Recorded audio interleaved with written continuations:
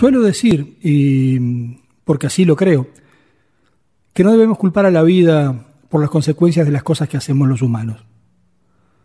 Pero en este caso, la vida y no nuestros actos dispararon un hecho que obviamente luego nosotros potenciamos.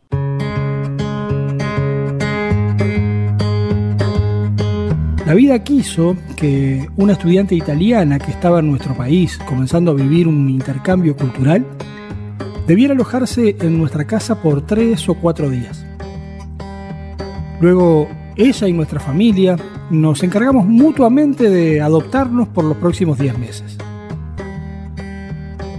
Emma es entonces la sexta integrante de este clan y con sus 17 años se ha convertido en la hermana mayor de la casa.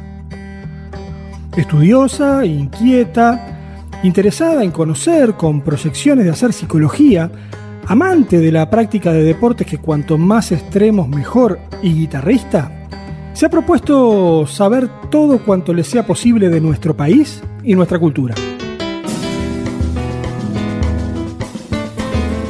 Desde su primer día en casa, las sobremesas familiares nos llevaron por diferentes temas que han ido desde la gastronomía, las costumbres, la sociedad, la lectura, el cine, el teatro, pero donde hubo un tema que fue quedando de lado.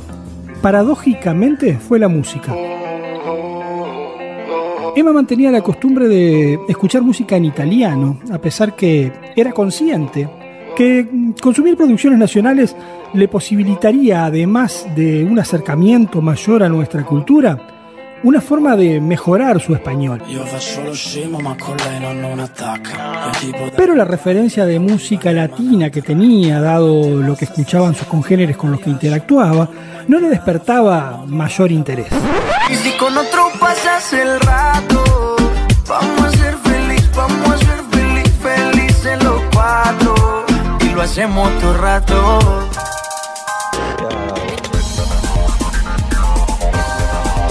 ¿Qué historia con la historia de la música uruguaya? 1011 Podcast. En el año 2008, las cineastas Claudia Bent y Adriana Loef presentaron el documental Hit, el que recorre la historia de canciones uruguayas que marcaron un hito. El Uruguay no es un río, es un cielo azul que viaja, pintor de nubes camino, con sabor a mieles ruanas.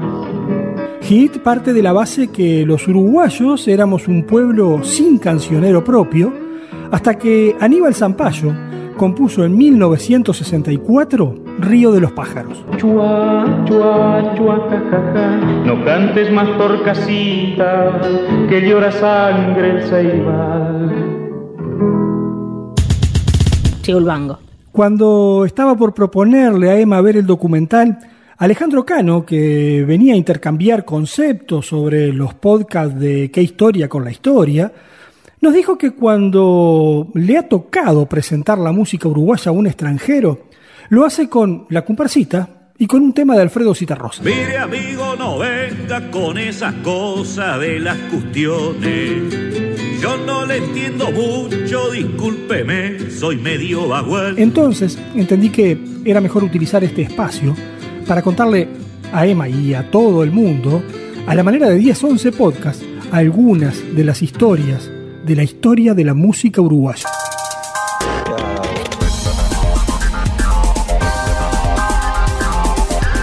.1011 Podcast.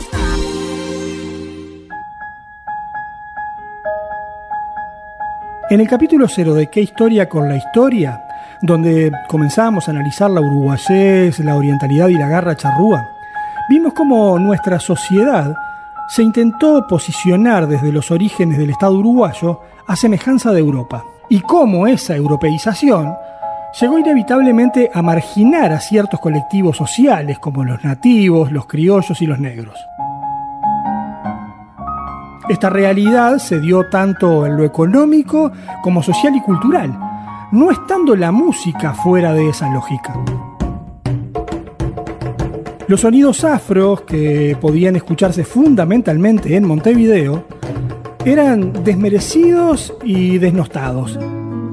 Y lo mismo comenzaba a suceder con aquellos estilos de canción doméstica como la vidalita, la cifra o la milonga, y con las que tenían incorporada su propia danza y se habían popularizado durante la gesta independentista, como el cielito, la media caña, el gato, la chamarrita, la huella o el pericón.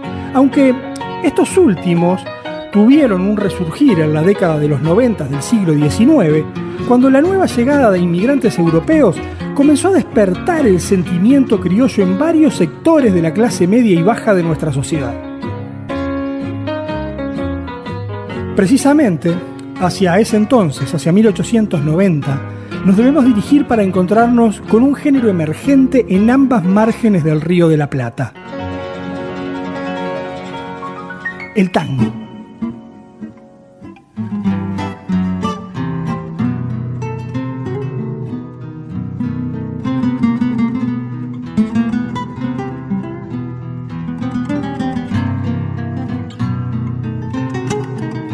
El tango, que estaba íntimamente relacionado con la habanera, supo perder su estructura métrica original del 2x4, pasando a un 4x4 y un 4x8, hasta que en la segunda década del siglo XX consolidó sus orígenes, y eso fue luego de la popularización del himno de los tangos, la comparsita. Gerardo Matos Rodríguez tenía 20 años cuando compuso la comparsita, y lo hizo casi sin tener conocimientos musicales. Hay que entender el personaje. Era un tipo muy, muy especial. O lo amabas o lo odiabas. No había términos medios.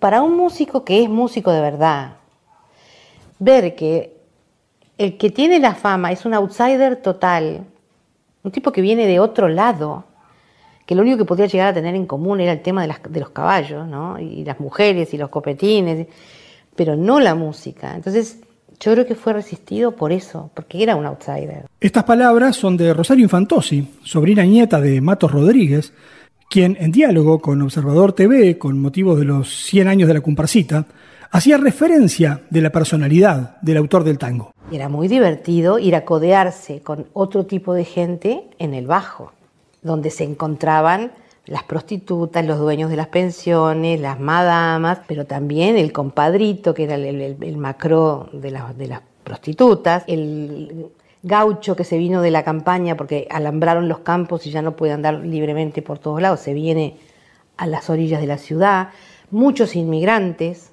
italianos, españoles. La tradición familiar cuenta que Matos Rodríguez se encontraba gravemente enfermo durante el carnaval de 1917 y que, alojado en una casa de su familia en Playa Pascual, en el departamento de San José, comienza a sentir en su cabeza una melodía que pide a su hermana menor se la transcriba en una partitura, y para eso utiliza un teclado de cartón para irle marcando cuáles son esos acordes que va sintiendo. Cuando termina de escribir, le dice, bueno, ahora ¿por qué no silbas esto todo entero a ver qué fue lo que escribí?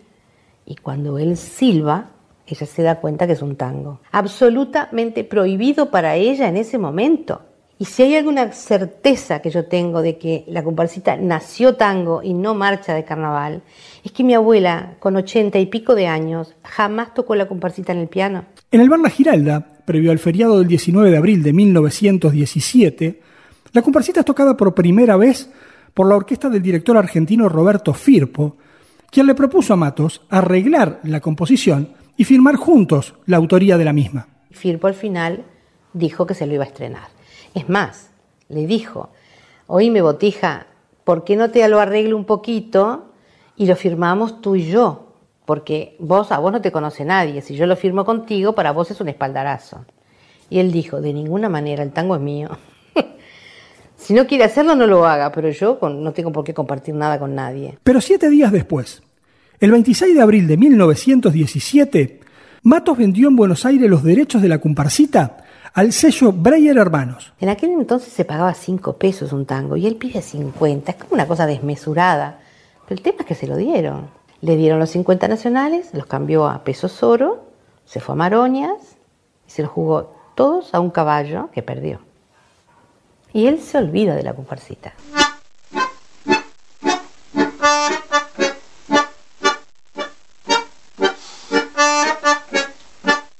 Entre 1920 y 1930, el desarrollo del tango se posicionó en la ciudad de Buenos Aires y un instrumento introducido en el Río de la Plata por los italianos y muy identificado con la ciudad porteña como el bandoneón, pasó a estar directa y fuertemente asociado al tango.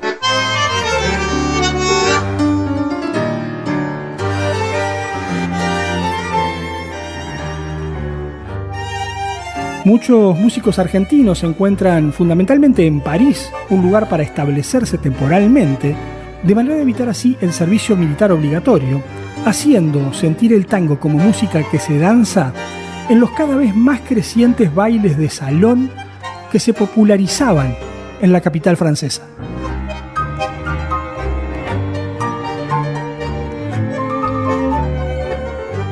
Matos Rodríguez llegó a París en 1924 y se encontró con la comparsita sonando no solamente en los cabarets, sino también en las campanas del tram.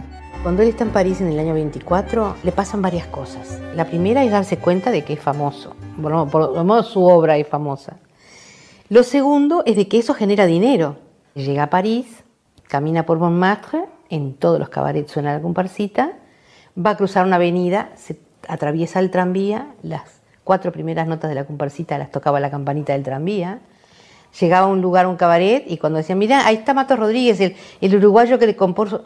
Bueno, en ese momento, champán gratis para él y los amigos. De pronto, no entiende nada. Estando en París, Matos se encuentra con Roberto Firpo, quien lo pone al tanto que en Buenos Aires, Pascual Contursi y Enrique Maroni le habían cambiado el nombre a su composición y le habían creado una letra que la cantaba Carlos Gardel. ¿Sabés, Matos, que en Buenos Aires 2 letristas le pusieron letra a tu comparsita, le cambiaron el nombre por si supieras y la incluyeron en un sainete que se llamaba Un Programa de Cabaret? Si supiera que aún dentro de mi alma... Como la mayoría de edad en el Río de la Plata era a los 21 años, el contrato de venta de derechos firmados por Matos Rodríguez no tenía validez.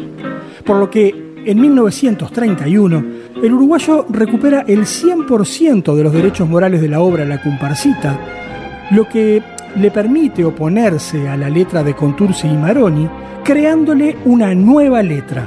La Comparsita pasa entonces de ser un tango instrumental a tener 2 letras. Comparsa de miseria sin fin desfila en torno de aquel ser enfermo que pronto ha de morir de pena. Por eso es que en su pecho solloza congojado, recordando el pasado que lo hace padecer. El conflicto de Matos con Contursi y Maroni continuó por varios años, incluso hasta después de fallecidos los protagonistas. La comparsita tiene varios hitos. Es el tango más versionado de la historia. Es el tema con el que se cierran todas las milongas en todo el mundo. Pero además fue la canción oficial para la presentación de las delegaciones uruguayas en los Juegos Olímpicos de 1924 y en el Mundial de Fútbol de Alemania 1974. Y lo fue también para las delegaciones argentinas de las Olimpiadas de Sydney del año 2000, en el Mundial de Fútbol de Estados Unidos en 1994 y en la Exposición Universal de Sevilla en 1992. Pero tal vez lo más llamativo, al menos así lo es para mí, y en lo que al mismo tiempo menos se ha reparado, es que en el Uruguay, cuando se homenajeó a Matos Rodríguez por los 100 años de la comparsita durante todo 2017, se utilizó siempre la versión con la letra cantada contra la que el autor luchó durante toda su vida.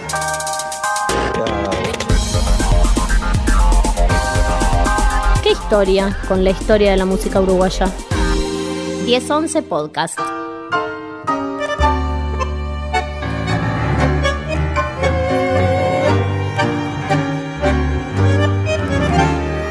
Si llegaste hasta acá, es porque coincidiendo o discrepando, te enganchamos con nuestra historia. Por eso, si llegaste hasta acá, comentales tus contactos que nos sigan, nos escuchen, nos escriban. Todos los meses postearemos regularmente informes en esta línea. Los esperamos acá, en 1011 Podcast.